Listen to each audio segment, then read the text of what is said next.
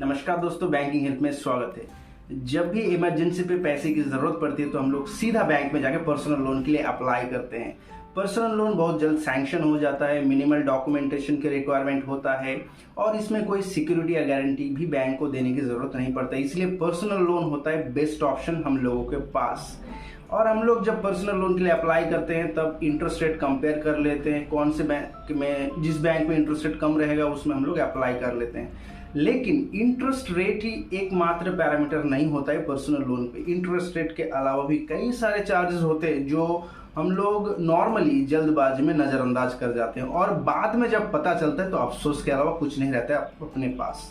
तो इस वीडियो में मैं आपको बताने वाला हूँ पर्सनल लोन पे बैंक नॉर्मली इंटरेस्ट के अलावा और क्या क्या चार्जेस कस्टमर से वसूलता है। इसके बारे में तो वीडियो को मिस मत कीजिए, वीडियो को लास्ट तक जरूर देखिए।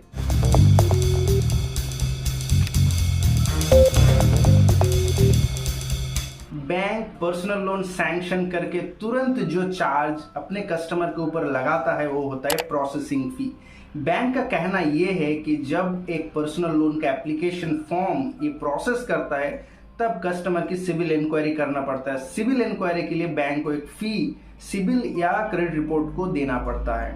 फिर उसके बाद केवाईसी करवाना होता है और उसके बाद एक वेरिफिकेशन भी करवाना होता है। और उसके बाद जब लोन सैंक्शन हो जाता है फाइनली, लोन को यानी कि लोन का जो राशि होगा या अमाउंट होगा उसको कस्टमर के अकाउंट में डालना होता है। तो इसमें भी एक ट्रांजैक्शन कॉस्ट रहता है जो बैंक अपने तरफ से खर्चा करता है। तो ये जितने सारे खर्चा होता है इसको प्रोसेसिंग फी या डॉक्यूमेंट चार्जेस के नाम पे कस्टमर से बैंक वसूल लेता है। अब एसबीआई में एज ऑन टुडे ये प्रोसेसिंग फी है 1.5% ऑफ द लोन अमाउंट। अब अगर एसबीआई छोड़ के किसी दूसरे बैंक, नॉर्मली अगर प्राइवेट बैंक या फिनटेक बैंक में आप जाएंगे तो लगभग 3% के हिसाब से आपको ये प्रोसेसिंग फी देना पड़ता है बैंक को।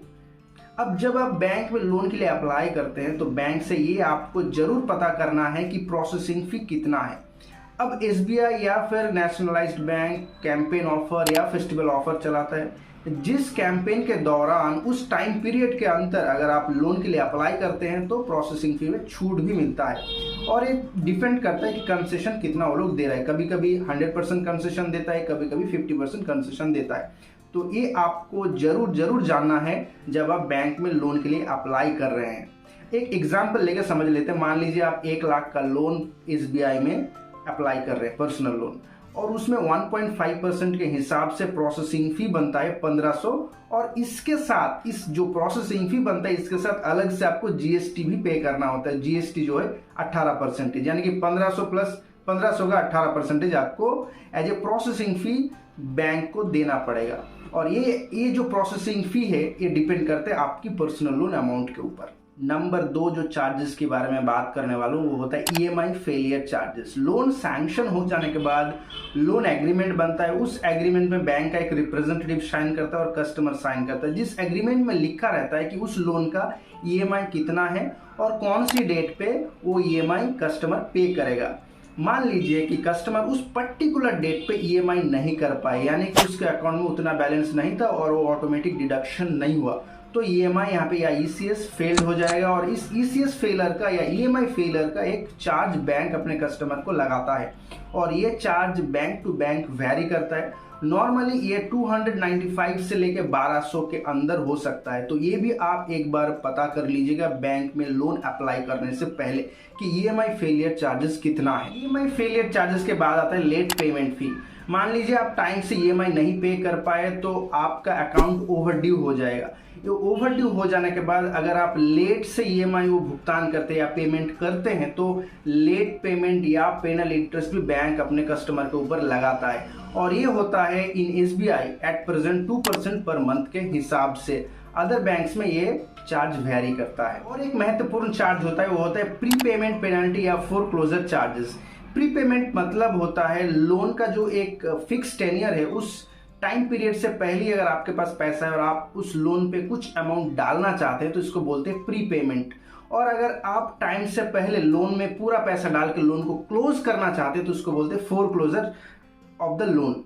तो ये प्री पेमेंट करने पे या फोरक्लोज करने पे भी बैंक अलग से कस्टमर के ऊपर चार्ज लगाता है। एट प्रेजेंट एसबीआई में ये चार्ज है 3%, यानी कि अगर आप बैंक से लोन लेने के बाद लोन का जो टेन्यर है या ड्यूरेशन है उससे पहले ही लोन में पैसा डाल के अगर आप छोटा सा हिस्सा भी अगर डालना चाहते हैं या फिर पूरा अमाउंट डाल के लोन को क्लोज करना चाहते हैं, उसके लिए भी एक अलग से 3% के हिसाब से बैंक को चार्ज देना होता है और इसको बोलते हैं प्रीपेमेंट पेनल्टी या फोरक्लोजर चार्जेस। अब उसके बाद आता है इंश्योरेंस प्रीमियम। आरबीआई कहता है कि लोन लेते वक्त इंश्योरेंस का अमाउंट मैंडेटरी नहीं होता है, लेकिन जब भी आप बैंक में पर्सनल लोन के लिए अप्लाई करते हैं तो बैंक आपसे इंश्योरेंस के लिए इंसिस्ट करता है। बैंक ऑलवेज एडवाइज करता है कि आप जब बैंक से लोन ले रहे हैं तो लोन का इंश्योरेंस या बीमा जरूर करवाएं। तो ये इंश्योरेंस का प्रीमियम भी आपको कुछ बैंक्स में मैंडेटरी पे करना होता है, कुछ बैंक्स उतना ज़्यादा दबाव नहीं डालता है। तो ये भी आपको एक बार पता कर लेना चाहिए कि जब आप बैंक से लोन ले रहे हैं तो लोन बैंक आप पे कितना बीमा का प्रीमियम चार्ज करेगा। नॉर्मली ये जो बीमा का प्रीमियम या इंश्योरेंस का प्रीमियम होता है लोन अमाउंट और कस्टमर की एज, ये दो चीज के ऊपर डिपेंड करता है।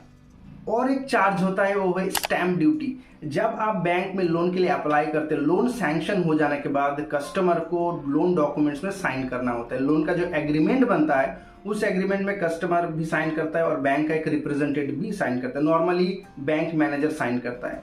तो जो एग्रीमेंट बनता है उस एग्रीमेंट में स्टैंप लगवाना होता है और इस स्टैंप का भी पैसा कस्टमर को पे करना होता है। Stamp duty state to state differ करता है।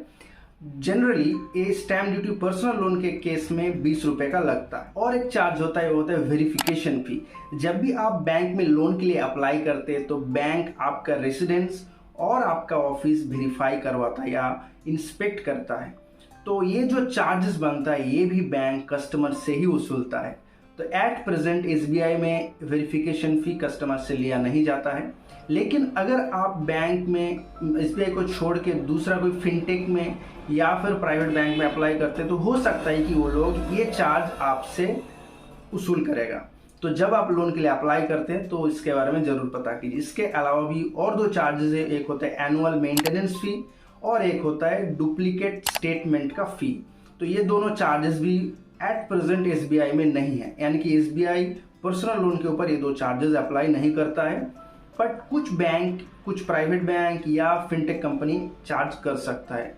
तो जब भी, मतलब मोटा मोटी बात यही है, जब भी आप लोन के लिए यानी कि पर्सनल लोन के लिए बैंक में अप्लाई कर रहे हैं तो बैंक से सिर्फ इंटरेस्ट रेट के बारे में मत पूछिए। इंटरेस्ट रेट के साथ साथ ये जितने सारे चार्जेस मैंने बताए इसके बारे में भी पूछिए।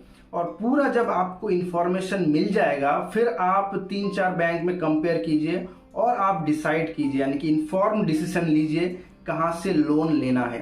तो इस इन्फॉर्म डिसीजन की वजह से आपका लोन पे जो कॉस्ट होगा या लोन पे जो खर्चा होगा वो कम होगा और आप बहुत सारा पैसा सेव कर सकते हैं। तो ये वीडियो बस इतना ही था। आई होप कि वीडियो से आपको बहुत कुछ जानकारी मिला होगा और ये वीडियो देखने के बाद भी आपके मन में कोई भी सवाल या डाउट है तो बेझिझक मुझे कमेंट बॉक्स में कमेंट कीजिए, मैं आपको ज़रूर रिप्लाई करूंगा।